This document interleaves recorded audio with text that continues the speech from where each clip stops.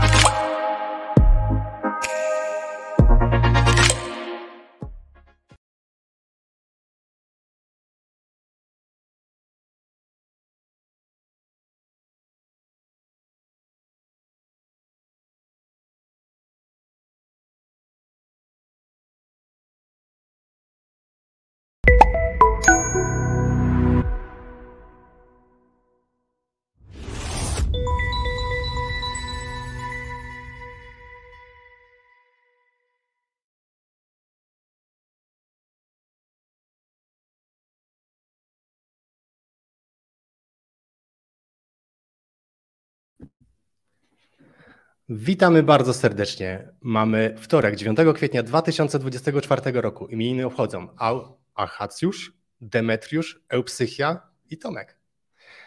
Za oknem około 15 stopni, słonecznie i zapowiada się na więcej. Blok BTC 838420, do halvingu pozostało 1580 bloków, czyli już nieco ponad 9 dni. Cena KNG na ten moment to 2,03 USDT, a to jest kwadrans z Kangą, numer 196. Dajcie nam znać, jak nas widać, jak nas słychać, jak się macie i skąd nas oglądacie. Czuję, że rymuję na początek. Wraz ze mną jest Tomek Widanka i ja nazywam się Łukasz Wydra. Czołem Tomku i wszystkiego najlepszego. Cześć Łukasz, ja tam imienie za bardzo nie obchodzę, no dzięki. Tradycja nakazuje, aby zacząć kwadrans w specyficzny sobie sposób. A zatem, co mówisz o naszych histypu w danym stosunku? Dobrze rozegrane? Dobre posunięcie. Bum, 1-0 dla mnie. Dobry debiut. Tomku, Bitcoin przebił wczoraj w zasadzie $72,000. Powiedz mi proszę, co wydarzyło się na rynku? 72,000, tak. No, dla mnie powiedziałbym dzień jak co dzień. Jest to taki trochę szerszy boczniak, nie? Tak w granicach właśnie takiego kanału 60 parę tysięcy, który wyznaczyliśmy przy tych spadkach weekendowych do 70 000. Nic takiego szczególnego na rynku się nie dzieje, jeżeli chodzi o te newsy i narracje.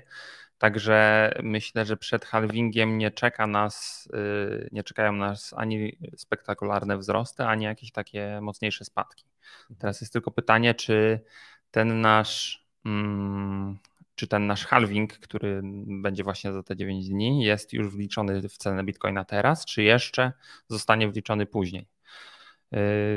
Jeżeli chodzi o wskaźniki on-chainowe, bo tam trochę, żebym sobie pomaglował je, no to większość tych wskaźników pokazuje jednak tendencję niedźwiedzią na ten moment, krótkoterminowo.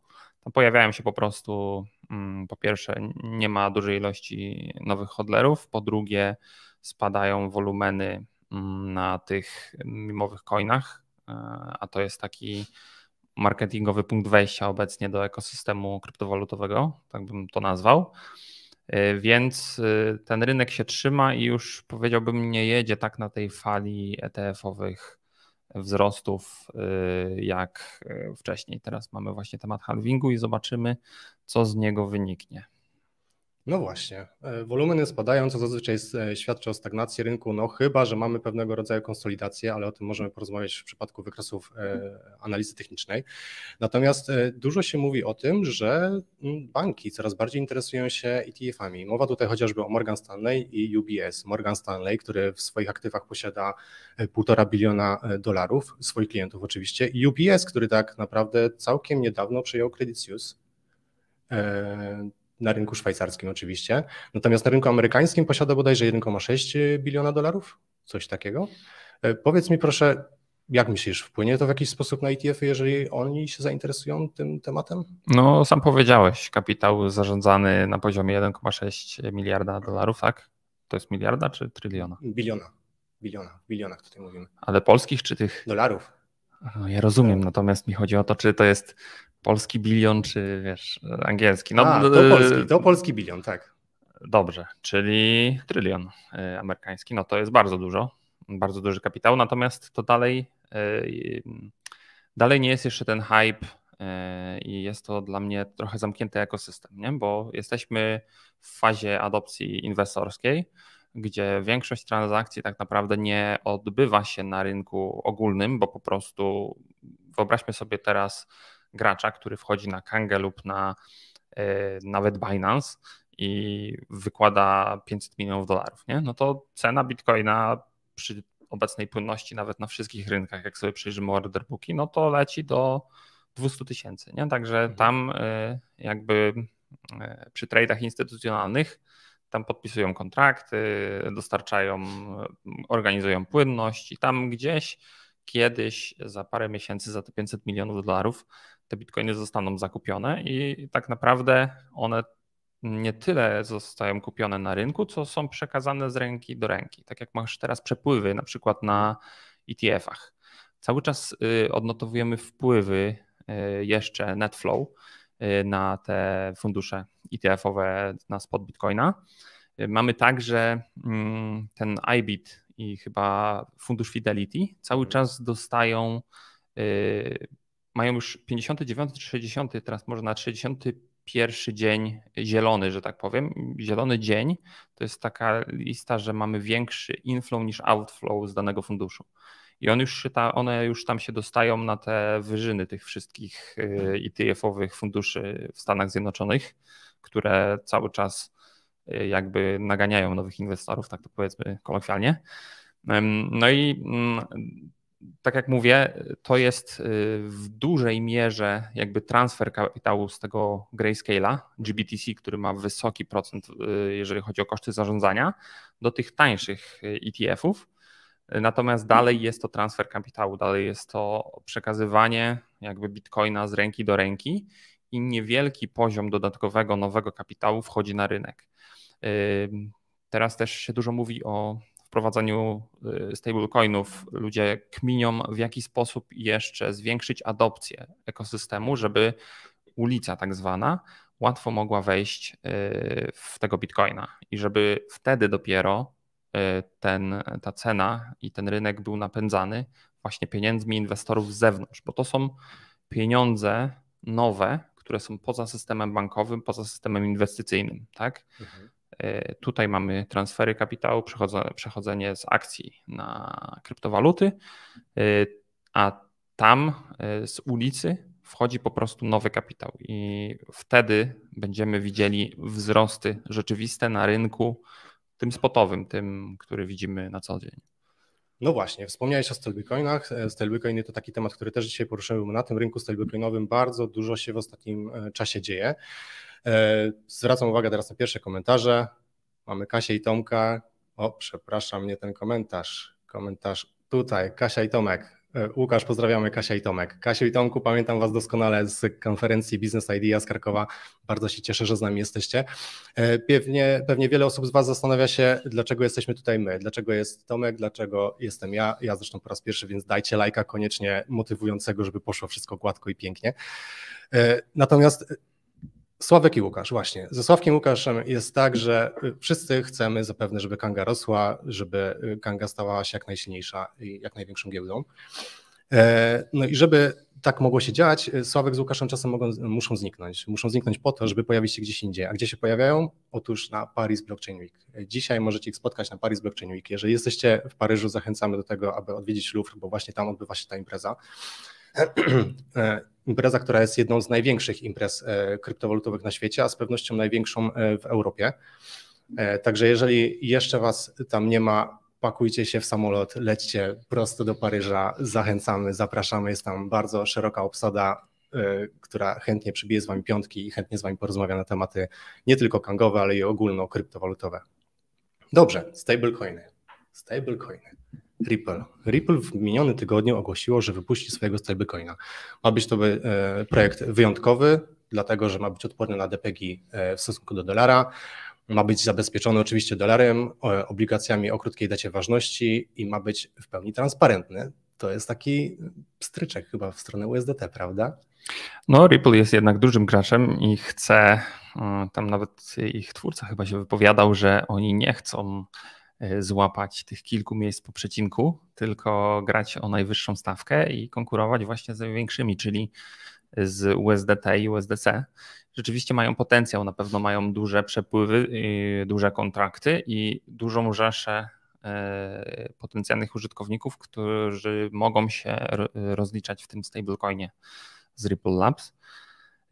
Tam widzę też komentarz, czyli będzie o KNG, jak mówimy o stablecoinach.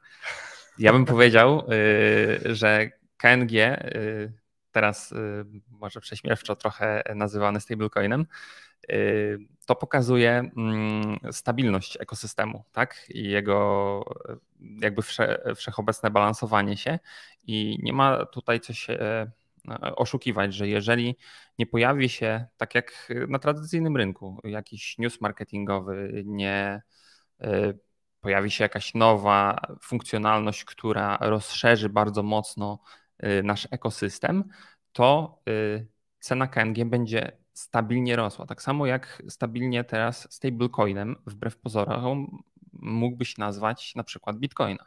Jest to taki indeks na rynek, ale jego wzrosty nie są spektakularne. Na Bitcoinie też obecnie nie uważam, że jesteś w stanie wyskoczyć od Szambo do Lambo. Nie? To jest tak, że tam będzie kilkukrotne wzrosty są możliwe, natomiast tego typu skoki typu razy 100, razy 1000, no to jest wykonywalne moim subiektywnym zdaniem tylko dla projektów, które jakby zaczynają, mają jakiś gigantyczny potencjał, gigantyczny rozgłos marketingowy i ciągną za sobą takie nieracjonalne wzrosty, no bo zawsze spójrzcie sobie na te wszystkie nowe coiny, które tam startują gdzieś, nie? Opowiadają, jak to tam, nie wiem, tak jak kiedyś Vitalik Buterin opowiadał o Etherze, co to nie będzie, kiedyś nawet inwestor, który obecnie ma jakieś, nie wiem, 50 000 Etherów czy coś takiego, który wchodził dawno temu po setne centa w Ether, to mówił, że jak słuchał Vitalika, to po prostu Ether to miał być jakiś superkomputer, który tam, wiesz, w telefonie będą rzeczy się liczyły i w ogóle AI, wszystko już tam było, nie? Tylko problem w tym, że inna rzecz to jest gadka marketingowa, inne jest to, gdy rzeczywiście wychodzą na rynek, zderzają się z rzeczywistością, z tymi barierami technologicznymi, o których nikt na poziomie marketingowym nigdy nie mówi. Nie? To jest tak jak teraz mamy tą Solanę, nie? To jest super blockchain, super po prostu zasuwający, ja nie wiem ile oni mają tam TPS-ów na papierze, natomiast ostatnio obserwujemy takie jaja jak 77% niepotwierdzonych transakcji na sieci. To nie jest, że sieć pada, bo były takie rzeczy, że po prostu sieć padała, nie? Bo to jest zawsze, wiecie, to jest to całe to blockchain trilemma, o którym tam często mawiam, że decentralizacja, szybkość, bezpieczeństwo. Nie? I tutaj Solana jest takim bardzo szybkim blockchainem, ale przez to mocno scentralizowanym i wystarczy, że tam kilka komputerów powiedzmy w tej sieci nie działa, kilku walidatorów i nagle sieć pada, nie? Albo coś zaczyna zwalniać i sieć zaczyna zwalniać. I się głowią, jak to zrobić. W Bitcoinie rzeczywiście mamy dziesiątki tysięcy komputerów, to jest wolna sieć, ale przez to działa stabilnie, co 10 minut wyemituje te bloki i jak wrzucimy transakcję, ona prędzej czy później tam gdzieś dojdzie, nie? No chyba, że wejdą takie głupki i zaczną kombinować z tymi ordinalsami i tego typu rzeczami i po prostu niszczyć tam sieć. Nie? Ja nie wiem naprawdę, kto ich tam do kodu wpuścił, ale... Czyli nie jesteś zwolennikiem ordinals? Absolutnie, to po prostu wyszczelać ich tam. Ale z procy, z kapiszonów, nie, żebym to nie nawoływał, wiecie, mowa nienawiści, bo zaraz nas tu wytną, nie? No Solana, tak, Solana ma problemy z wydajnością, to były problemy, które objawiały się nawet w poprzednich hostce, one się zdarzały dosyć często, prawda? Kilka razy w tygodniu chyba nawet czasami. No tam było tak, że w 2022 roku bodajże z 8 razy padło, a 2023 też było kilka padów w tej sieci. To jest tak, że wiesz, blockchain sobie działa i nagle pyk i nic, nie? A teraz po prostu było dużo faili ostatnimi czasy, czyli transakcje były puszczane w sieć i po prostu failowały, nie? Mhm. I to jest, tam nawet chyba ten twórca się wypowiadał, że jeszcze pady sieci to pół biedy, bo tam znajdą bug, coś tam ogarną albo właśnie zabezpieczą się przed tym, że część walidatorów ma jakieś problemy wydajnościowe, coś tam się dzieje, nie? Tak jak siedzicie sobie na komputerze z Windowsem, ja nie wiem, bo już dawno Windowsa nie używam, ale tak bywało, że siedzicie, klikacie sobie tą przeglądarkę i nagle zaczyna wam komputer mulić, nie? No to tam wyobraźcie sobie, że te walidatory to takie Windowsowe komputery, które zaczynają mulić i nagle sieć zaczyna zwalniać, nie? No i wtedy oni adresują te problemy, są w stanie coś z tym zrobić, natomiast jeżeli pojawiają się takie problemy wydajnościowe na zasadzie, że mają na papierze coś wyliczone i nagle spotykamy się tak jak teraz z Hossą, nie? I mamy testowanie tego blockchaina w boju, gdzie rzeczywiście mamy wysokowolumenowe transakcje, bardzo dużo ich, tego typu rzeczy i sieć zaczyna się przytykać, nie? To dopiero wtedy zderzamy się tak naprawdę z rzeczywistym testem w boju i jesteśmy w stanie coś, jakieś konstruktywne wnioski wyciągnąć, nie? Bo jak wszystko tam, wiesz, na sieci nie ma zbyt dużego loadu, to wszystko sobie ładnie działa, tak jak było kiedyś na BSC. Wszystko było stabilnie, powoli, spokojnie, aż BSC było w piku przez te opłaty na Etherze takiej popularności i po prostu wydajnościowo nie wyrabiało. Tak dużo blockchainów ogólnie miało taki problem i wtedy ten problem rozwiązuje się tak, że nie przyspiesza się sieci, tylko podnosi się opłaty. Nie? Wtedy opłaty skaczą i dużo mniej osób chce wtedy używać tej sieci, dlatego te automatyczne mechanizmy wprowadzone, dostosowujące jakby opłaty automatycznie, żeby w ogóle można było nadać blok do sieci. To są właśnie tego typu rozwiązania. Przy czym zgaduję, że to są rozwiązania tymczasowe tylko, tak? Nie wiem, czy tymczasowe, to są, powiedziałbym, docelowe, nie? Tak jak na Etherze było wprowadzone to EIP 1559, nie? To jest to, że mamy base fee ustalane bezpośrednio na sieci, to znaczy ile my musimy zapłacić, żeby w ogóle nasza transakcja była rozważana przez danego noda.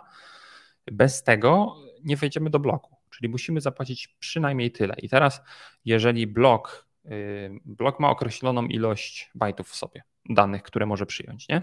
Jeżeli zawartość bloku będzie powyżej 50%, to automatycznie cena wejścia do następnego bloku na Etherze rośnie o 12,5%. Nie? I to automatycznie się bilansuje w ten sposób, że jak dużo osób utylizuje sieć, to widzicie, że wtedy opłaty skaczą. I często wtedy ceksy, w tym Kanga i inni, no bo to inaczej się nie da tego rozwiązać z poziomu odbiorców, po prostu musi w razie takich skoków gazu i transakcje failują, albo transakcje utykają, albo transakcje tak naprawdę są zawieszane, nie? Po prostu, bo ceksy czy inni uczestnicy rynku nie chcą w tym momencie płacić gigantycznych opłat, a jeżeli by płacili, no to musieliby, wiadomo, te opłaty cedować na użytkownika końcowego. I kto w tych szczytowych momentach, właśnie jak jest jakiś gigantyczny ruch na sieci, chciałby płacić za przelew, nie wiem, $500? No pewnie nikt, więc jakby po co to robić, nie? I właśnie w ten sposób za Etherem to jest tak, że te wszystkie blockchainy, BSC, Polygonowy i tam Avalanche, C-Chain i te wszystkie inne klony ściągają jednak tą funkcjonalność dostosowywania opłat minimalnych od Etheru. Dobrze. Andrzej Olszówka w tym momencie gratuluje mi radiowego głosu i dykcji. Bardzo serdecznie dziękuję. A patrzcie, ja tyle tutaj się Natura dała, korzystam. Tak. Tyle się produkuje, ale możecie powiedzieć, jak mnie słychać, bo ja staram się teraz normalnie praktycznie siedzieć na tym mikrofonie, żeby było mnie słychać, bo tak z reguły moduluję tym głosem i nie jest najlepiej. Z pewnością doskonale. Porozmawiajmy o tym, co na Kandze w takim wypadku. A na Kandze właśnie. Grasz w gry? Gram. Jak często? Rzadko. A jakie lubisz najbardziej? Na telefon. Okej, a słyszałeś o Space Cartels? Słyszałem. Otóż już jutro na Kanga Exchange pojawi się IEO Space Cartels. Runda dla stejkujących KNG rozpoczęta zostanie o godzinie 9 czasu UTC. Podkreślam, czasu UTC, to jest dosyć istotne. O 10 z kolei, też czasu UTC, otwarta zostanie runda dla wszystkich.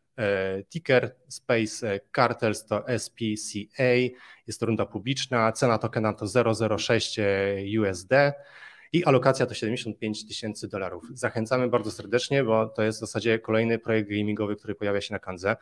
No, na Kandze, na której w zasadzie gaming, mam wrażenie, że cieszy się ogromną popularnością. Zwracam też tutaj uwagę, nawiązuję w zasadzie do tego gamingu, w nawiązaniu przy okazji do naszego ostatniego No Comment. Jeżeli jeszcze nie oglądaliście, zachęcam. Byłem tam akurat ja wraz z Łukaszem Żeligowskim, opowiadaliśmy o trendach i narracjach na Hossę, można by powiedzieć nadchodzącą czy trwającą, raczej trwającą, i sądzimy, że projekty gamingowe będą jednymi z tych, które będą ciągnąć rynek do przodu. Jak ty uważasz? Tak będzie? No jest tak jak mówisz, projekty gamingowe obecnie, przez to, że rzeczywiście tak dużo osób gra, tak jak się spytałeś, czy ja gram, no pogrywam. Nie jest już tak jak kiedyś, że tam siedziałem godzinami przy komputerze, teraz niestety mam inne obowiązki, natomiast lubię sobie czasem odpalić jakąś gierkę i tam potrzaskać. Także połączenie tego świata gamingu z właśnie blockchainem jest bardzo ciekawym też tematem i mocno przyszłościowym, nie? I to jest też bardzo duży gateway wejściowy w ogóle do świata blockchaina. Te projekty właśnie związane z gamingiem, tak samo jak obecnie memecoiny jakby wiodą prym na tym gruncie. Nie? To jest tak, że z tymi wszystkimi projektami gamingowymi, zwłaszcza bardzo fajnym takim, przynajmniej dla mnie osobiście, pomysłem jest unifikacja na przykład poprzez blockchain, że można w ekosystemie jakichś tam gier przenosić czy tam swoją postać, czy osiągnięcia, czy może przedmioty konwertować z gry do gry. Nie? Jakby ktoś coś takiego wymyślił. Nie wiem, czy wy jesteście takimi fanami anim, jak tam, ja nie powiem, że ja jestem, ale lubię sobie czasem pooglądać i nie wiem, czy kojarzycie taką produkcję jak Sword Art Online. Tam właśnie był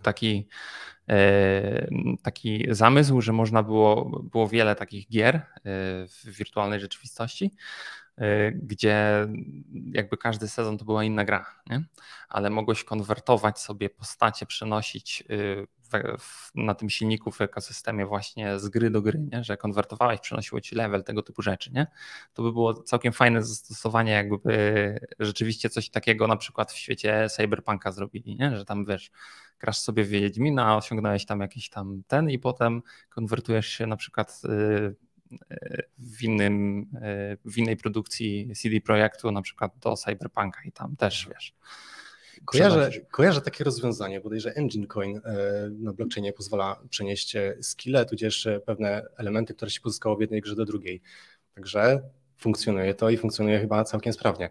No ale kwestia IEO to nie tylko kwestia Space Cartels, to także iCompNet, który tutaj podzielę się planszą, mam nadzieję, że uda mi się teraz pokazać wam dokładnie. Tak, to będzie to. Udostępniam ekran. Powinniście mieć przed sobą w tym momencie ekran, który mówi wam o konkursie iCompNet i Kangi. Wejdźcie sobie na naszego bloga, do zgarnięcia jest pula nagród w wysokości $1000. A dlaczego o tym mówię i dlaczego o tym mówię dzisiaj? A to właśnie dlatego, że do godziny 23:59 właśnie dzisiaj jest możliwość wzięcia udziału w konkursie. Tutaj są wyjaśnione dokładne zasady. Za pierwsze miejsce jest do zgarnięcia $500 w tokenach iCompNet, plus do tego oczywiście 50 KNG. Za drugie miejsce są nieco niższe pule po $300 iCompNet i 30 KNG. Za trzecie miejsce $200 iCompNet i 20 KNG. Zachęcamy bardzo serdecznie, ponieważ no jest to dosyć ciekawy projekt. Wiele on oferuje. Zachęcamy do tego, aby się z nim zapoznać. Zresztą jest to trwająca ostatnia runda w danym momencie i ona zakończy się bodajże w ten piątek. Także zachęcamy do tego, żeby wziąć udział w konkursie i zgarnąć tokeny, które są niemal do zgarnięcia z Afriko. No ale Kanga to nie tylko IEO. Kanga to także fundacja, Kanga Foundation, czyli zapraszamy tutaj Monikę, która ma nam do opowiedzenia coś specjalnego. Monika, jesteś z nami? Cześć. Słuchajcie mnie dobrze? Cześć, słuchajcie doskonale. Super. Witam wszystkich. Cześć Łukaszu, cześć Tomku. Tak, ja dzisiaj chciałam powiedzieć o tym, co się dzieje w fundacji. 2 tygodnie temu, mniej więcej 2 tygodnie temu pojawiła się Monika Minkiewicz, która mówiła, że rozpoczęłyśmy nową zbiórkę, tym razem na Alexa. Ja Alexa akurat znam osobiście, ponieważ mieszka tutaj niedaleko obok mnie. I jest to chłopiec w spektrum autyzmu, w dość głębokim spektrum, dodatkowo ma również niepełnosprawność. I słuchajcie, Alex ma ogromne trudności z interpretowaniem otaczającej go rzeczywistości. Jest mu bardzo ciężko zrozumieć innych ludzi. Ma zarówno problem ze zrozumieniem ich emocji, jak i w ogóle tego, co do niego mówią. Sam również ma trudności z mówieniem, tak? I zarówno Alex, jak i jego rodzice bardzo dużo czasu poświęcają na jego edukację i chłopiec chodzi do szkoły i również na różne dodatkowe terapie poza szkołą. Wszystko po to, żeby mu było łatwiej na co dzień funkcjonować. No i tak się składa, że my możemy zarówno Aleksowi, jak i jego rodzicom pomóc. Dlatego właśnie zbieramy na taki specjalny program, dwuczęściowy program edukacyjny, skierowany specjalnie do dzieci ze spektrum autyzmu. No i słuchajcie, chciałam przede wszystkim dzisiaj Wam bardzo podziękować za dotychczasowe wsparcie, ponieważ już udało nam się uzbierać prawie 75% całej potrzebnej kwoty i zostało już naprawdę bardzo, bardzo malutko, bo lekko ponad 2000, żeby zbiórkę zakończyć. Dlatego dzisiaj mam do Was ogromną prośbę, żebyśmy zrobili taki wiosenny, trochę spóźniony prezent wielkanocny dla Alexa i zakończyli zbiórkę sukcesem. Jak już na pewno większość z Was wie, na fundację można wpłacać pieniądze zarówno za pomocą KangaPay, również tradycyjnym przelewem bankowym, ale także anonimowo na adres na blockchainie.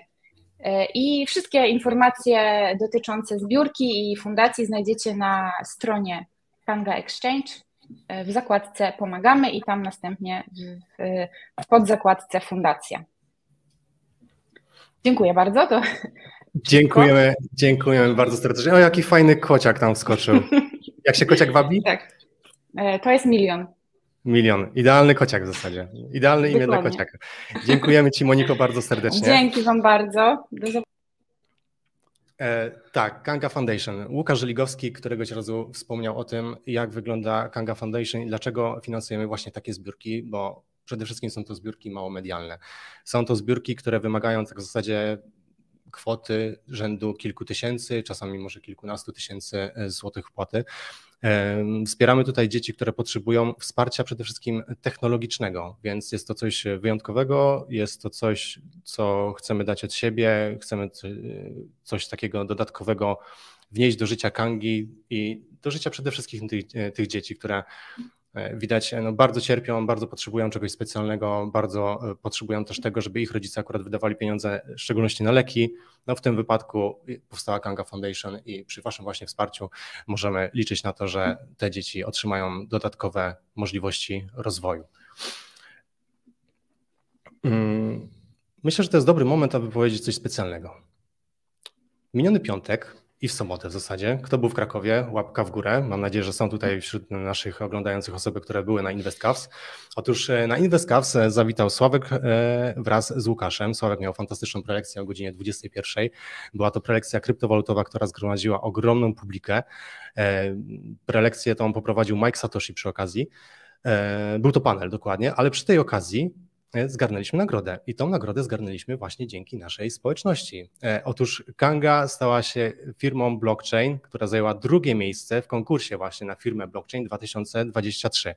Wyprzedziła nas lokalna konkurencja, niestety, ale liczymy na to, że z Waszą pomocą w przyszłym roku taka sytuacja już nie będzie miała miejsca absolutnie, że tym razem zgarniemy podium, no podium to już zgarnęliśmy, ale że zgarniemy pierwsze miejsce, a wszystkich konkurentów pozostawimy daleko w tyle. Także bardzo serdecznie dziękujemy Wam za wsparcie, bo w zasadzie to dzięki Wam, to dzięki głosom społeczności mogliśmy zgarnąć drugie miejsce. Bez tego absolutnie by się nie obyło. Widzę w komentarzach, że jesteśmy ponaglani. Tutaj pojawił się taki komentarz. Gadka miała być o halvingu, a nie o szybkości opłatach na sieciach. Spokojnie, do tego też dojdziemy. Nie możemy głównego dania wyciągać przed deserem, więc... A w zasadzie powinniśmy. W każdym razie, lecimy dalej. Co mamy dalej? Kanga Global. Oglądałeś nasze odcinki na Kanga Global? Oglądałem. Tak? Co sądzisz o naszej speakerce? Mówi po angielsku. Mówi po angielsku, mówi pięknie po angielsku, perfekcyjnie bym powiedział po angielsku. Kanga Global i Kanga News to są odcinki Kanga News w zasadzie, które wylatują w każdy piątek. Póki co wyleciały 2, póki co wyleciały o godzinie 15. Zachęcamy do tego, aby Kanga Global subskrybować, zachęcamy do tego, aby dawać lajki, łapki w górę, suby. Chcemy ten content nieść w świat, jest to bardzo fajny content, który dobrze byłoby roznieść, bo dzięki w zasadzie temu Kanga ponownie może rosnąć. To nie tylko konferencje, to nie tylko Business Idea, to nie tylko ostatnia konferencja, którą mieliśmy, InvestCaps, to nie tylko Paris Blockchain Week, ale także Kanga Global, czyli możliwość wyjścia do świata tutaj prosto z naszego biura, prosto z naszego pokoju nagrań w zasadzie. Ja tam jeszcze widziałem taki komentarz, że nas słabo słychać podobno, albo jakoś, że cicho nadajemy. Natomiast ja mówię, że się staram tutaj bliżej trzymać tego mikrofonu. Ja jeszcze mam taką jedną informację, która nam umyka z audycji na audycję. Bardzo dużo komentarzy się pojawiło pod ostatnimi filmami, czy to właśnie kwadransami, czy no comment, dotyczącego pytań o to, kiedy wrócą zwroty z opłat w KNG za tam linki polecenia, za to, że weszliśmy z jakiegoś linku polecającego, nie? Tak, jest tam to ja chciałbym powiedzieć, że to cały czas funkcjonuje, tylko zreflektowaliśmy się, że to teraz działa trochę inaczej, bo wszyscy, którzy do tej pory dostawali te zwroty bezpośrednio na konto, dalej je otrzymują. Natomiast żeby zaksięgować je teraz u siebie na portfelu, to musicie wejść w zakładce nagrody w portfelu, w podzakładce afiliacja. Mamy uzbierane KNG, które są jakby takim cashbackiem za właśnie zniżki z opłat transakcyjnych, które pozyskaliśmy dzięki programowi afiliacyjnemu, na bazie którego dołączyliśmy właśnie do Kangi. I tam te wszystkie zwroty, które kiedyś dostawaliście, dalej są tam dostępne, po prostu zmienił się jakby proces dystrybucji, bo rozwijamy ten program afiliacyjny, liczymy, że on będzie dużo większy i takie rozliczanie bezpośrednie każdej malutkiej transakcji w czasie rzeczywistym nie ma prawa bytu po prostu wydajnościowego, dlatego musieliśmy zmienić model, żeby przeskalować samo rozwiązanie. To tak trochę technicznym żargonem, natomiast no, takie są fakty i tak jest. Co jeszcze jest istotne tutaj, że całkiem możliwe, że na aplikacji mobilnej w nagrodach jeszcze tej zakładki afiliacji dla zwykłego użytkownika nie ma, ale pojawi się w najbliższym czasie, także zawsze możemy to odebrać obecnie na webie, a w aplikacji mobilnej w niedalekiej przyszłości. Także nie martwcie się, nic w przyrodzie nie ginie. Pierwiastki się rozpraszają i po prostu zmieniają miejsce, ale wszystko zawsze jest grom o sumie zerowej. Wszystko, co jest wam należne, tam się zbiera i nic nie zginęło. Patrzę na nasz licznik subów, który znajduje się już bezpośrednio za Tomkiem. Widzę, że zamarzł. 10 200 subów i mam wrażenie, że to się utrzymuje już od tygodnia co najmniej, prawda? Właśnie nie. Było 10-100. Ja to dokładnie pamiętam. W zeszłym odcinku ubrałem koszulę specjalnie, bo już chciałem świętować 10-200, a teraz powiedziałem, nie założę koszuli, wezmę t-shirta i będzie 10-200 i miałem rację, widzicie? To się nazywa analiza. No. Doskonałe posunięcie. W każdym razie dajcie suba. Jeżeli jesteście z nami, a jeszcze nie subskrybujecie naszego kanału, dajcie suba, dajcie lajka w górę. I myślę, że to jest taki też fajny moment na motywację. Co powiemy, albo jeżeli zaproponujemy w zasadzie, jeżeli w ciągu najbliższych 10 minut dostaniemy 50 łapek w górę, to może przedstawimy analizę techniczną live. Ty przedstawisz. Ja przedstawię, zaprezentuję analizę techniczną live. Dobrze, to ja się zgadzam. Za 50 łapek w górę poleci analiza techniczna, a oprócz tego wlecą Ale to ja powiem jeszcze lepiej, bo tak jak mówisz, naszych prezesów tu nie ma, nie? Wiesz, Sławka, Łukasza, no to teraz ja powiem tak, jak wbijemy 100 łapek w górę na tym live'ie, to jak mamy ten konkurs nasz z tymi KNG, to damy 2 razy więcej KNG niż normalnie byśmy dali za te łapki. I teraz trzymajcie mnie za słowo, zobaczycie, nie będą mogli się wycofać. Okrzyczą mnie później, ale trudno. Myślę, że nasze wypowiedzenia właśnie się piszą. W każdym razie, oprócz analizy technicznej zrobimy coś jeszcze. Wrzucimy 3 wykresy on-chain z danymi on-chain, które pokazują raz zachowanie stablecoinów na rynku. To jest bardzo ciekawy wykres, z którego można wiele wyczytać, a oprócz tego wrzucimy jeszcze 2 wykresy, które pokazują potencjalne szczyty hossy, które warto obserwować, jeżeli poluje się na górki. Oczywiście nie sugerujemy, aby polować na górki, tylko sprzedawać gdzieś troszeczkę wcześniej, najlepiej tak jak kupujemy, czyli w DCA, sprzedawać też po troszeczku. Natomiast są fajne wykresy, które obrazują, kiedy do takich akcji można się przymierzyć, więc jeżeli zbierzemy w ciągu najbliższych 10 minut 50 lajków, zaprezentujemy te wykresy. Dobra, a tam ten pan, co nas poganiał o tym halvingu, to powiemy coś o tym? No właśnie teraz, to jest dobry moment. Zatem co czeka górników po halvingu? No to jest bardzo dobre pytanie. Obecnie obserwujemy na rynku, jeżeli chodzi o moc obliczeniową, taki realny spadek tej mocy. Już jakiś tydzień temu, jak obserwowałem wskaźniki on-chain, to tak z dnia na dzień praktycznie cały Antpool przestał kopać bloki. I albo przenieśli swoją adresację, albo rzeczywiście coś tam się dzieje. I nie wiem, czy to jest związane może z ruchami Chin, jeżeli chodzi o jakby napieranie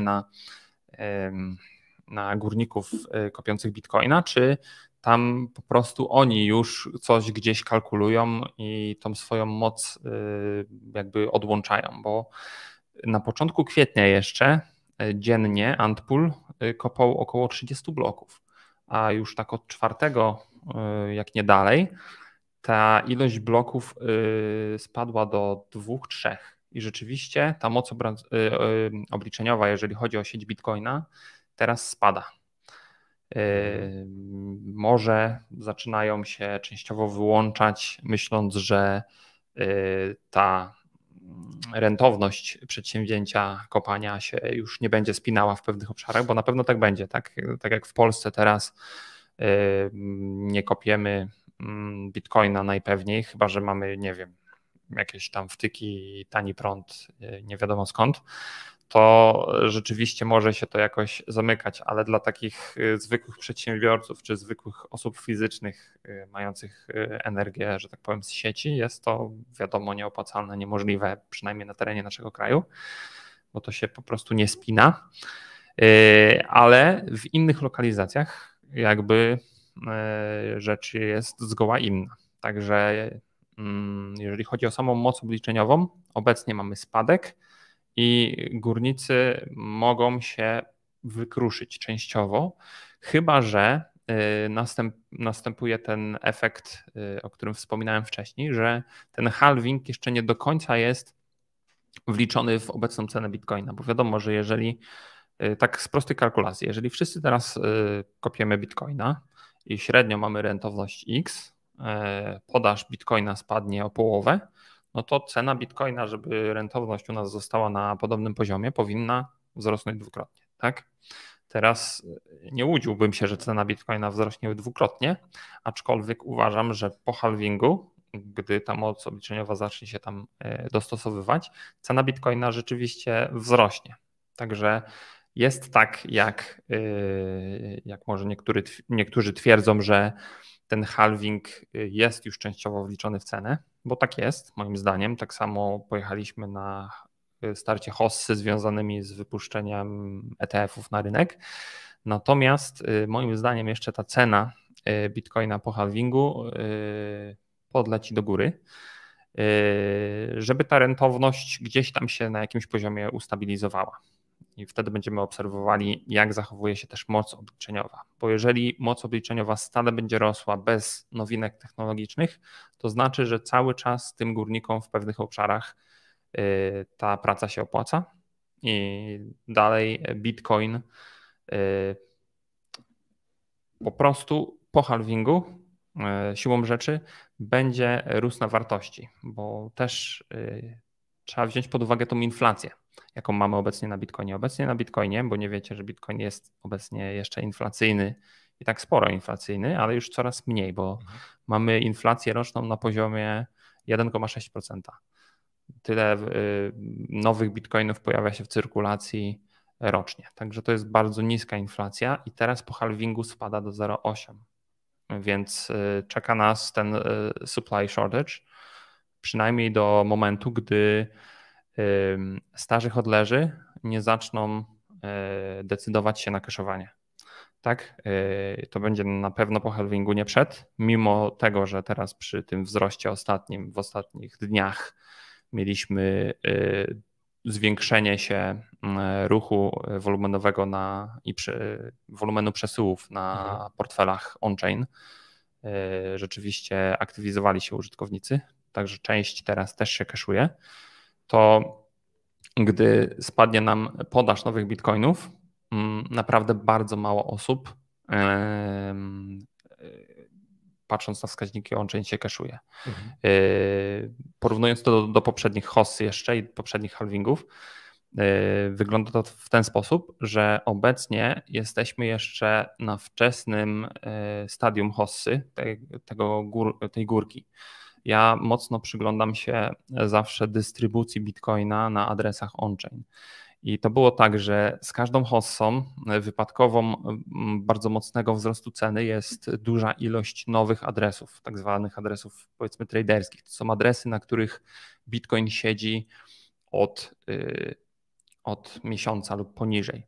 I wyobraźcie sobie, że obecnie takich adresów on-chain jest lekko ponad 3 miliony i ta ilość się utrzymuje, czyli wzrost jest delikatny, stabilny.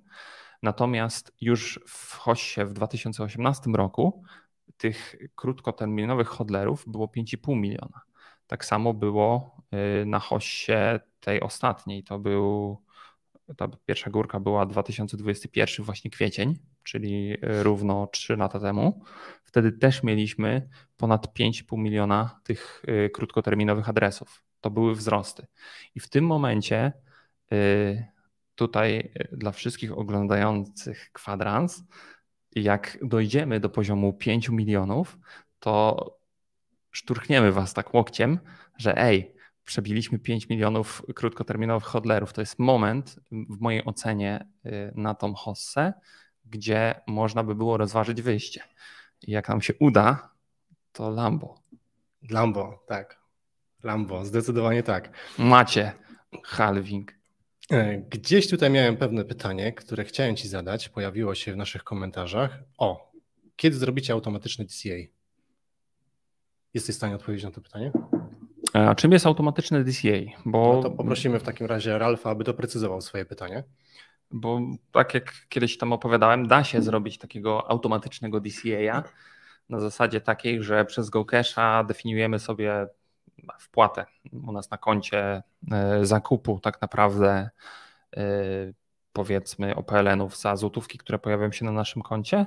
Robimy sobie zlecenie stałe, które kupuje nam OPLN-y. Nasze OPLN-y pojawiają się, są księgowane na naszym portfelu, a potem automat, który ściąga te OPLN-y, kupuje zleceniem cyklicznym w równych odstępach czasu jakiegoś tam bitcoina za ileś tam omek. I to da się wszystko zautomatyzować, więc automatyczne DCA jest do zrobienia. Trzeba tylko pamiętać o jednej rzeczy, żeby zawsze mieć zapewnioną jakąś górkę OPLN-ów na koncie, czyli jeżeli na przykład robimy DCA powiedzmy za 50 zł tygodniowo, czy tam miesięcznie, to żeby na tym koncie leżało te 200 zł, one po prostu będą się dolewały, żeby kupowało z tych starszych, bo tak jak Sławek kiedyś wspomniał, jeżeli zabraknie środków w Omegach, czy tam w innym coinie, który kupiliśmy przez GoCasha na zakup danej kryptowaluty, no to po prostu ten automat się zatrzyma i będzie trzeba go wznowić. To też jest dalej jedno kliknięcie, ale jednak wymaga naszej ingerencji. No i takie DCA rzeczywiście w tym momencie działa i jest w pełni zautomatyzowane od fiata praktycznie do kryptowaluty. Pojawia się kolejny komentarz. Jasiu Śmietana pozdrawia Jacka. My też pozdrawiamy Jacka w tym wypadku. Jacek jest daleko, bo jest w Paryżu. Jeżeli jesteś w Paryżu, podejdź do Jacka, porozmawiaj z nim o Krasnalcoinie. Pamiętamy o nim, zarówno o Jacku, jak i o Krasnalcoinie oczywiście. I z pewnością będziemy mieli waszą społeczność i waszego coina na uwadze. Wracając do halvingu. No właśnie, z tym halvingiem to bywa tak, że jest to event typu buy the rumor, sell the news. Chociaż Mam czasem wrażenie, że w przypadku niektórych kryptowalut takie eventy sprzedają się troszeczkę później. Czyli w momencie, kiedy pojawia się event, jest jeszcze dodatkowe FOMO, potem pojawiają się dopiero spadki. Czy takie będą miały miejsce w tym momencie? Nie wiadomo. Wiemy na pewno, że górnicy mogą troszeczkę pocierpieć w związku z halvingiem.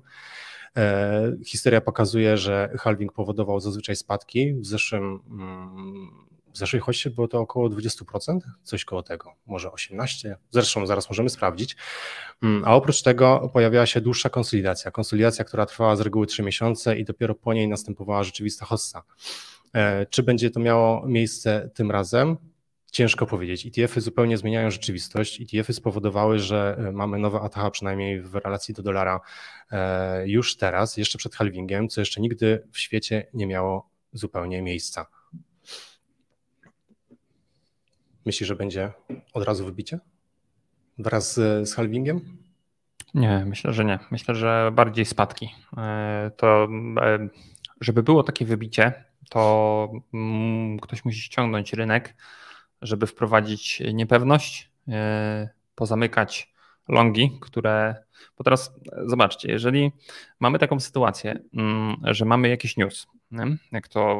Jak ja patrzę z szerszej perspektywy na rynek i na ruch cenowy, to wygląda tak, że jeżeli mamy stabilny wzrost i ktoś się załadował w longa na jakimś poziomie, czyli tak naprawdę na wyższej dźwigni kupił dużą ilość bitcoina po cenie X, to teraz jeżeli ta cena stabilnie rośnie, to on ma bardzo dużo bitcoina w danym momencie, którego zrzuca na rynek. Nie? I to też nie jest tak, że to nie ma wpływu, bo on to robi na rynku futures. Trzeba wiedzieć, że zawsze jest tak, że jeżeli mamy jakąś pozycję na rynku futures, no to w jakiś sposób gracz, taki bardziej zaawansowany, wchodząc w tą pozycję, jeżeli pozycja idzie sideways, to może się hedge'ować na przykład na rynku spot, nie? Albo może korzystać ze swojego kapitału zapasowego, który ma zebrany właśnie na rynku spot i to tak naprawdę też ma potem bardzo duże przełożenie na rynek spot, mimo że jest tylko derywatywem, tak? To jeżeli wszyscy są w longu przed wzrostem, to w pewnym momencie gdzieś na wyższych pułapach całkiem możliwe, że w niedalekiej przyszłości pojawi się bardzo duża podaż, nie? Czyli ludzie zaczną wychodzić z tych longów i spuszczać cenę. Nie? I to jest problem. Także najpierw trzeba zbić rynek i wyciąć wszystkich, którzy się załadowali w longa, a potem dość szybko zrobić reverta i polecieć ponad ten poziom, z którego się wybijało wszystkich tych retailowców i innych użytkowników z tych pozycji. Nie? I dopiero jak mamy czystą kartę, dopiero wtedy mamy ten wzrost. Także jeżeli my liczymy, że w pewnym momencie, tak jak wszyscy inni liczą, wszyscy mówią na przykład w telewizorze, że wtedy będziemy mieli wzrosty, nie? Albo zaczną tam nawijać o tym Bitcoinie, czy o czym tam nie tylko, że mówi, że to teraz ten event sprawi, że będzie wzrost, to właśnie wtedy najpierw będzie wsteczny, przejedziemy tego za naszym samochodem, nie? A potem ruszymy do przodu. Nie? To jest tak. Niestety tak to się na rynku odbywa, więc myślę, że to będzie bardziej w drugą stronę, że najpierw spadek, tak jak mieliśmy ETF-y, nie? Że wprowadzamy ETF-y, cena miała być tam, jakaś kosmiczna, a nagle tu taki wsteczny, nie? Tak. Wszystkich tam wycina, krew się leje i nagle wzrost do 70 000. To jest niestety standard. Albo stety, no bo to jest proste jakby do przewidzenia. Czyli klasyka. Wycinanie longów, wycinanie shortów, wycinanie wszystkiego, co jest przelewarowane w tym wypadku. Dokładnie. Dokładnie tak. Patrzę na lajki, no nie ma ich tak dużo. No pytanie teraz do Ciebie, Tomku. Tomek, w takim razie decydujesz, czy puszczamy wykresy, czy nie? Jeżeli tak, to jakie? Bo kurczę, nie osiągnęliśmy poziomu, jaki sobie zakładaliśmy. No ja nie wiem, nie chcą, ale też podwójnych tak nie chcą. Bardzo dobrze, że powiedziałem, że to może puścimy coś. Skoro mówiliśmy dzisiaj o stablecoinach, pokażę Wam, jak wygląda rynek stablecoinów w tym momencie, także dajcie mi sekundkę, abym mógł podzielić się z Wami swoim ekranem. Momencik. Za chwilę powinno się to udać. Tak. powinno być widać. Looknote. Looknote to platforma, z którą tak naprawdę Kanga współpracuje. Looknote to platforma analityki on-chain. Zachęcamy do tego, żeby się z nią zapoznać. Zapoznać się w zasadzie możecie już w naszym newsletterze, który wypuszczamy w każdy piątek, ponieważ w tym newsletterze oprócz tego, że analitycy Looknote dostarczają nam fantastyczny materiał, który sami opisują, to pojawia się też analiza techniczna, która wychodzi już spod mojego pióra w tym wypadku. Także zachęcam bardzo serdecznie do tego, żeby się z nią zapoznawać. To, co tutaj widzimy na tym wykresie, który przed nami się zaprezentował, pomarańczowa linia przedstawia kapitalizację rynku stablecoinów, 4 największych, czyli USDT, USDC, cały czas jeszcze Boost, tak, Boost jeszcze tutaj jest i DAI. Widzimy tutaj bardzo ciekawą zależność, a w zasadzie widzimy, że kapitalizacja stale rośnie, zasuwa do góry. Jest to sytuacja, która jest niemal tożsama z tym, którą mieliśmy już w 2019 roku rozpoczętą, w 2020 nabrała gigantycznego tempa i rosła dynamicznie do góry. Mimo że Bitcoin osiąga swoje ATH, jak tutaj widać, kapitalizacja stablecoinów jeszcze nie. Jak myślisz, Tomku, dlaczego? No ja bardzo dobrze wiem dlaczego. Tak, sądzę, Muszę to myśleć. Nabiera tempa, ale jeszcze nie rozpędza się tak jak w 2000, który mamy? 20? 20 tutaj najbardziej, tak, no. 21. Wtedy mieliśmy, pamiętamy, w Stanach Zjednoczonych tak zwane stimulusy i mieliśmy ten fajny dodruk i rozdawanie dolarów na prawo i lewo. I bardzo dużo tych dolarów migrowało do właśnie stablecoinów.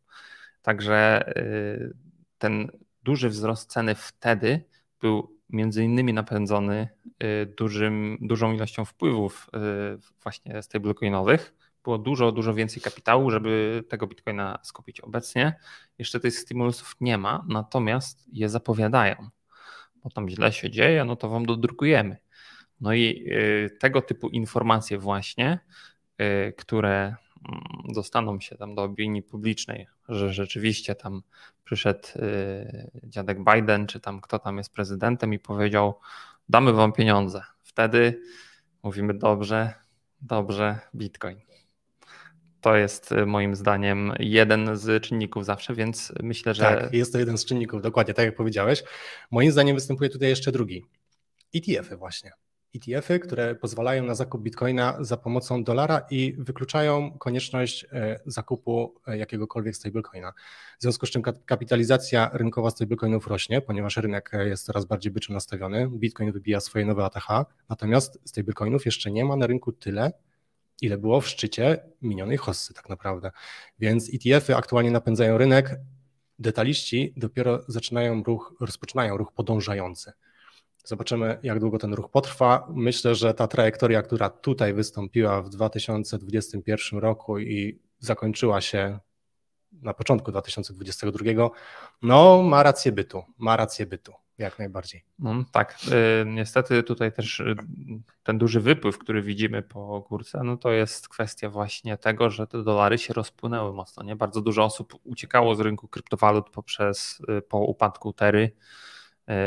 No teraz mamy przecież te akcje z dokłonem, nie? Że tam go chcą, został chyba nawet skazany przez SEC ostatnio w Stanach Zjednoczonych. To jest całkiem ciekawe, że gościu z Korei jest oskarżony w sądzie w Nowym Jorku i jest skazany prawomocnym wyrokiem tam nawet drugiej instancji, że jest winny tam defraudacji środków obywateli Stanów Zjednoczonych. Nie? I teraz chcą go ściągnąć, on jest teraz chyba w Czarnogórze i tam siedzi w więzieniu i Korea chce go ściągnąć do siebie i tam zamknąć, a Stany Zjednoczone chcą go ściągnąć do siebie i tam zamknąć. Nie?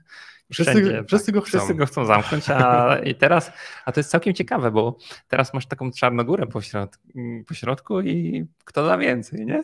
Dokładnie tak. To jest tak, że kto da więcej, to dostanie gościa i wtedy go tam ukrzyżują publicznie. To są całkiem fajne te zabawy. No. Ale to jest tak, że rzeczywiście tego typu czarne łabędzie pojawiają się na rynku i następuje krach. To też nie jest tak, że bo to tam bardzo łatwo im przyszło osądzić gościa, nie? Natomiast to jest właśnie problem.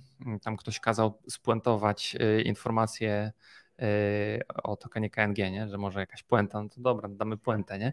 To jest problem z tym, jeżeli mamy takie projekty, które rozwijają się, lecą po prostu w kosmos, bez tak naprawdę pokrycia i nie nadążają ze sprzątaniem jakby po sobie. Nie? To jest tak, że właśnie Terra Labs nie miało czasu nawet, żeby zareagować na to, co zrobić z tymi wszystkimi pieniędzmi, które w nich rzucali. Nie? I nie mieli czasu na to, żeby się zabezpieczyć przed tymi wszystkimi ryzykami. I ktoś po prostu ich tam rozegrał. Nie?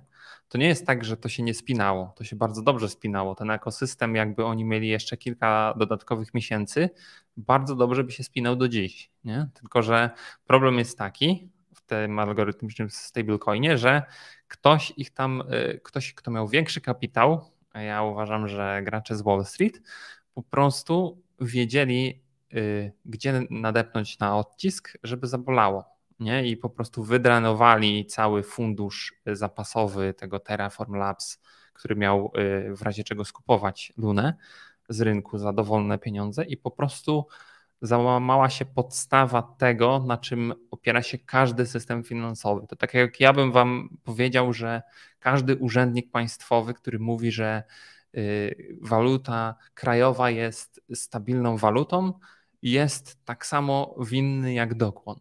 Bo po prostu, jeżeli ludzie stracą wiarę w system dowolny, to ten system się załamie. I to się liczy walut krajowych, to się liczy Tery i jej UST i tak dalej. Nie? To jest tak, że wszyscy nagle zaczęli panikować, tak samo jak w Stanach Zjednoczonych przecież zaczęli wysprzedawać, wyciągać depozyty, bo poszła plotka, że tam ma problemy finansowe. Nie? I to jest samo nakręcająca się przepowiednia, samo spełniająca się przepowiednia, nie?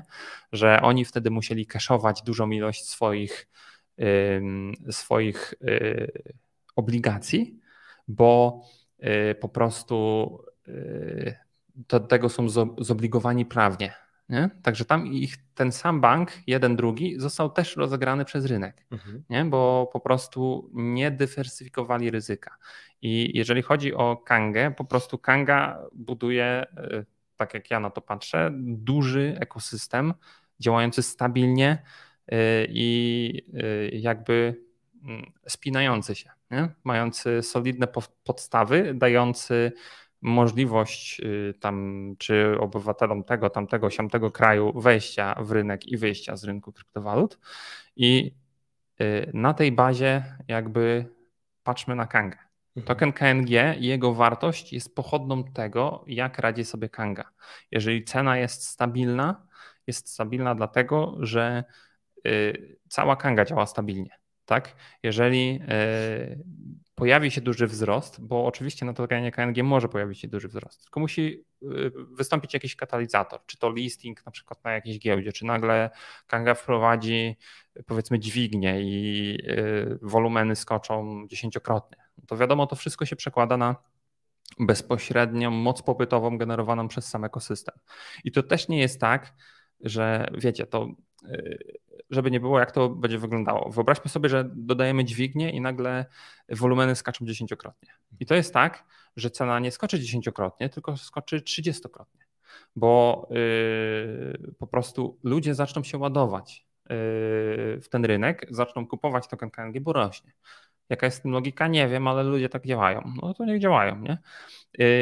Tylko dalej to dojdzie gdzieś do jakiegoś punktu przegięcia, gdzie już tak naprawdę ta granica stabilności jest powiedzmy niżej, dużo niżej, dwukrotnie, trzykrotnie, 10-krotnie niżej, nie wiadomo, nie? Teraz jesteśmy na tym etapie stabilności i teraz tam ci wszyscy, co się załadują na górce, to tak zawsze jest we wszystkich projektach. Po prostu wchodzą w rynek i potem są rozgoryczeni, że weszli za $10 i dlaczego na przykład token KNG nie jest warty 50, nie? Czy będzie warty 100, jak mówi Sławek? Nie wiem, może tak, może nie. No, wiecie, to jest wróżenie z fusów, nie? Wszystko to jest wypadkowa tego, co się mówi na rynku, co się robi, a jeżeli chodzi o samą Kangę, to Kanga jest firmą, konglomeratem blockchainowym, nie wiem jak to nazwać, natomiast chodzi na pewno Kandze o stabilność biznesu, to jest pierwsza rzecz, a myślę, że w drugiej kolejności powinno chodzić o cenę tokena. Takie jest moje zdanie, A jak jest rzeczywiście, no to musicie tam... Zdecydowanie tak. My tutaj w Kandze zresztą nie przywiązujemy się do ceny KNG, pozwalamy tokenowi żyć swoim życiem. Zresztą takich katalizatorów nawet w tym roku będzie kilka, bo tokenomia 2.0, KNG 2.0 jest w niej zapisane, że po pierwsze listing na CEX, jakimś jednym dodatkowym co najmniej, no a oprócz tego właśnie dźwignia, więc aż się kusi, żeby powiedzieć buy the rumor. Ale to nie jest porada inwestycyjna, absolutnie, absolutnie. Patrzę na czas, przebiliśmy już 4 kwadranse, to jest mój pierwszy kwadrans i już przebiliśmy 4, będzie ich na pewno no to masz, troszeczkę podciągniemy. 3 w zapasie masz już. Także musimy tam ciągnąć już troszeczkę do końca. Mieliśmy tutaj w zanadrzu jeszcze analizę techniczną. Robimy analizę techniczną? Rób, no już podejrzewam, że ci, co chcieli wyjść, to już wyszli. Tak, dla tych, którzy postanowili, tak, dla tych, którzy wytrwali, dla tych, którzy postanowili, że posiedzą tutaj z nami, posłuchają naszego bełkotu, mam nadzieję, że jest on bardziej interesujący niż nam się wydaje. Udostępniam właśnie screen, to znaczy postaram się udostępnić screen. Jest to wykres BLX, pewnie kojarzycie. Wykres BLX, czyli indeks Bitcoina. Teraz go mamy przed sobą. To, co widzimy na naszym wykresie, to jest trójkąt symetryczny. Fantastyczna formacja. Rzadko w zasadzie w ostatnim czasie obserwowałem jakieś takie logiczne formacje na wykresie Bitcoina. Tutaj pojawia się formacja, która sugeruje nam wybicie ku górze. Aby sprawdzić, czy ona jest legitna, warto przyjrzeć się wolumenowi. A wolumen, co nam podpowiada? No, było wybicie z trójkąta, które poniżej moich oczekiwań troszeczkę. Ten trójkąt nie jest aż taki fajny, jakby się wydawało. Tak. Niemniej jednak, tak, dokładnie. Niemniej jednak zasięg tego trójkąta, jeżeli miałoby być z niego wybicie, oczywiście ja nie jestem zwolennikiem sprawdzania zasięgu formacji, niemniej są takie osoby, które bardzo to lubią i zawsze o to pytają, więc z góry mówię, że już sprawdzałem $82 000. Czy jest to cena, którą Bitcoin jest w stanie osiągnąć tuż przed halvingiem? Nie wiadomo, nie wiem. Niemniej jednak spójrzmy sobie na pewne wskaźniki. RSI. RSI jest fantastycznym wskaźnikiem, który pokaże nam, co się wyprawia na wykresie. Średnią kroczącą, która tutaj nam się pojawia, zlikwidujemy, żeby było szybciej, łatwiej i przejrzyściej. No, w tym momencie nie mam żadnej dywergencji, więc ruch jest pod kątem przynajmniej RSI względnie zdrowy. Warto spojrzeć też na średnie kroczące, albo najpierw jeszcze na MACD. MACD sugeruje, że jesteśmy u progu byczego krzyża tak naprawdę, który powinien się odbyć jeszcze dziś bądź jutro. Więc to jest byczy sygnał, aczkolwiek MACD jest wskaźnikiem opóźnionym, więc radzę się nim aż tak mocno nie sugerować.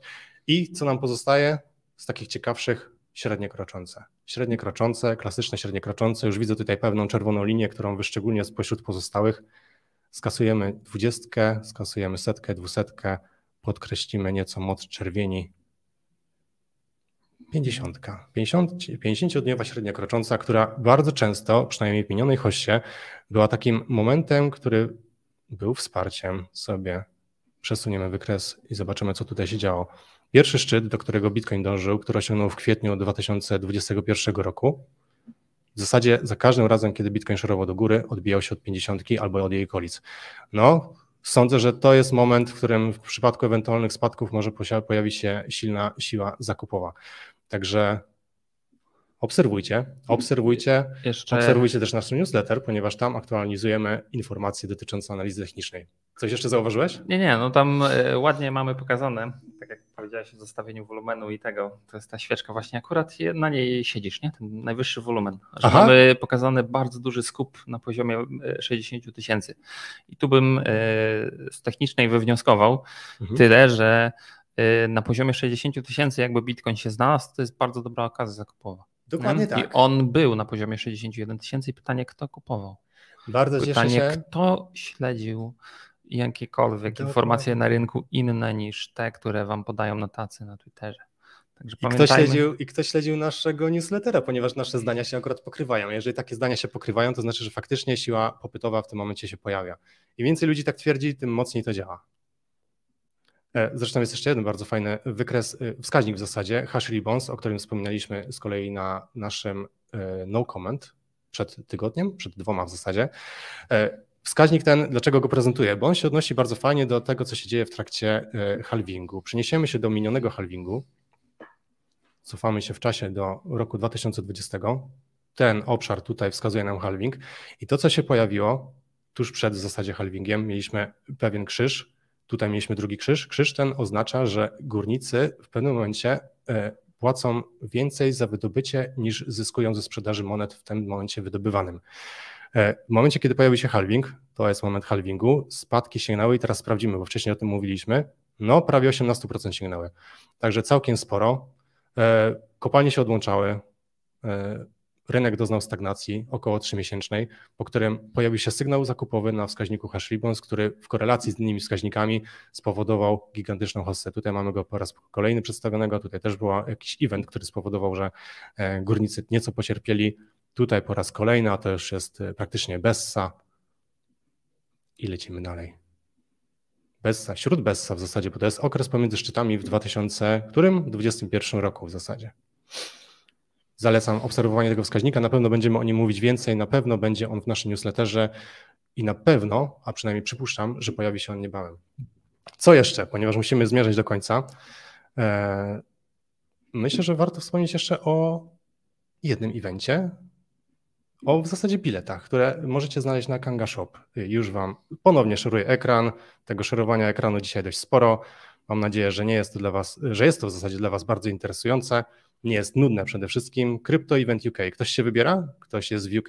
Jeżeli tak, dajcie znać w komentarzach.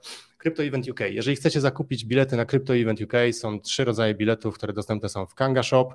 Zachęcamy do tego, aby rzucić okiem, aby zakupić taki bilet. Event odbywa się 25 maja w Doncaster i płacąc Kanga Pay przy użyciu KNG oczywiście możecie liczyć na 15% rabat. Używasz Kanga Pay? Tak. O Kanga Pay będzie dzisiaj na outro. Ostatnio pojechałem do restauracji, chciałem zjeść obiad, ale nie było miejsc. Kurczak, ja specjalnie się przyjechałem, bo było tam Kanga Pay. A myślałem, że wszyscy tam przyszli, co kupują Kanga Pay akurat. Całkiem możliwe, było pełno. O proszę, o proszę. Dobrze, przejdźmy do konkursu. Konkurs nasz kwadransowy. Mieliśmy już potrójną kumulację, zdaje się, prawda? Podliczymy, ile było do wygrania. Do wygrania w kumulacji było 271,6 KNG. Kup hajsu, co? Dużo, no. Kupa hajsu. Jak myślisz, mamy zwycięzcę?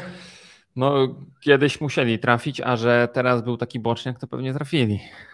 Boczniaka najłatwiej wytypować. I uwaga, proszę Państwa, mamy zwycięzcę. Mamy zwycięzcę, a nawet mamy 2 zwycięzców, ponieważ jak przyjęliśmy w naszych zasadach, za każdym razem, kiedy mamy tak potworną kumulację, dzielimy naszą nagrodę co najmniej, w naszej zasadzie do tej pory to tylko na 2. Jeszcze takiej kumulacji nie mieliśmy, żeby dzielić na 3 albo i więcej, natomiast dzielimy na 2. I zwycięzcą jest... Jest jeden, który był najbliżej i drugi, który był nieco dalej, którego też uznajemy, mimo że jego błąd był nieco większy, ale uznajemy. Do podziału jest 135,8 KNG, znaczy 135,8 to już jest na głowę. I zwycięzcą jest ten, który był najbliżej. Home Massage Piotr Mezgier 2458. Przyznam szczerze, że miałem trudność, żeby to przeczytać. A przy okazji, Piotrze, masz teraz reklamę darmową na naszym kanale swojego Home Massage, także gratulujemy. Dorobiłeś się tego swoim snajperskim strzałem. A oprócz tego drugą nagrodę zgarnia Crypto Anonim 5848, który pomylił się nieco więcej, ale też całkiem nieźle mu poszło. Warto w tym momencie przypomnieć, jakie są zasady naszego konkursu. A zasady konkursu są bardzo proste. Należy ocenić, przewidzieć, jaka będzie cena Bitcoina w relacji do Tethera, czyli USDT, na Kandze za tydzień o godzinie 9 rano na rynku, no wspomniany w zasadzie BTC USDT. Pomylić się można o maksymalnie $25. Głosy oddawać można do jutra, do północy i tylko one będą liczone. Nie można pomylić się o $25. Wspomniałem, tak? Wspomniałem. O $25 to jest maksymalne, chociaż w przypadku takiej kumulacji, jaką mamy dzisiaj, można popełnić troszeczkę większy błąd w przypadku, przynajmniej jeżeli ktoś inny wygrywa. Jak zagłosować? Wystarczy wpisać hashtag kwadrans z Kangą, numer odcinka, w tym wypadku będzie to 197, podać cenę Bitcoina poprzedzoną symbolem dolara. I to w zasadzie tyle.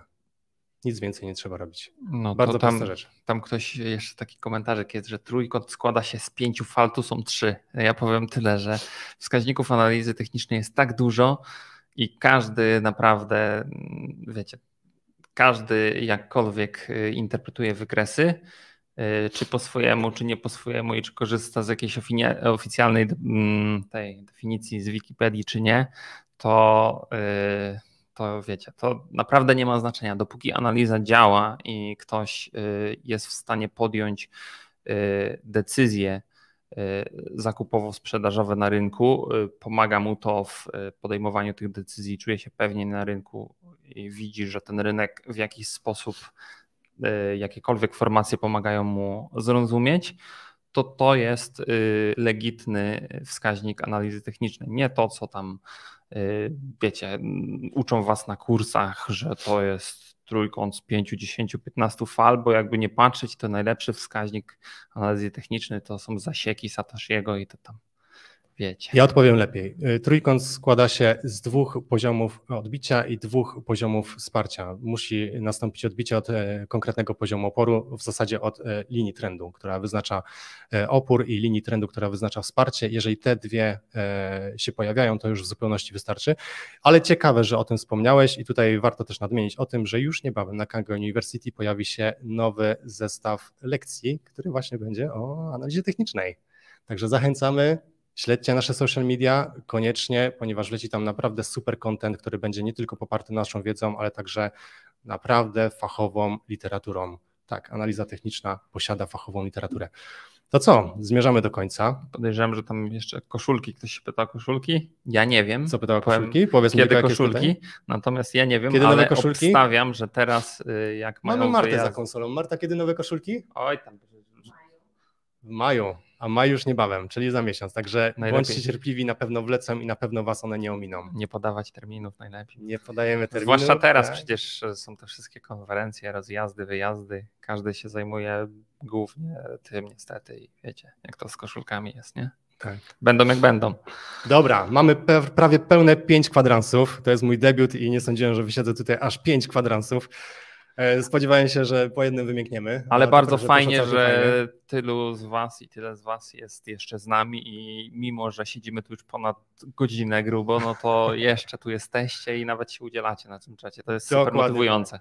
Dokładnie tak. Także prosimy was teraz bardzo serdecznie o to, abyście ocenili nasz odcinek w skali od 1 do 300, przy czym 1 to jest daliście ciała i nie chcę was więcej oglądać, a 300 fajny materiał i chcemy tego więcej. Dajcie 300, dobra? Zmotywujecie mnie, żebym tu jeszcze przyszedł. Co nam zostało? Okrzyki bojowe. Masz jakiś okrzyk bojowy? Ja pojadę z KNF-em, czyli Kanga na fali. A ja z Bitcoin ciągle królem. O, Bitcoin ciągle Łukasz, królem. następny Łukasz. No. Tak, dokładnie tak. Także dziękujemy wam bardzo serdecznie. Na koniec mamy fajne outro, gdzie jeden z naszych kolegów, też Łukasz zresztą, pokazuje, gdzie w nowej lokalizacji, w Gdańsku przy okazji, zakupić można pizzę przy pomocy Kanga Pay. Zapraszamy i dziękujemy. Do zobaczenia. Trzymajcie się, cześć. Ciao, gente pazza! Czy to włoska Riviera? Nie, to gdańskie Damrock i pizzeria Rimini. Zapraszam na pizzę i obiad. Zapłacisz Kanga Payem.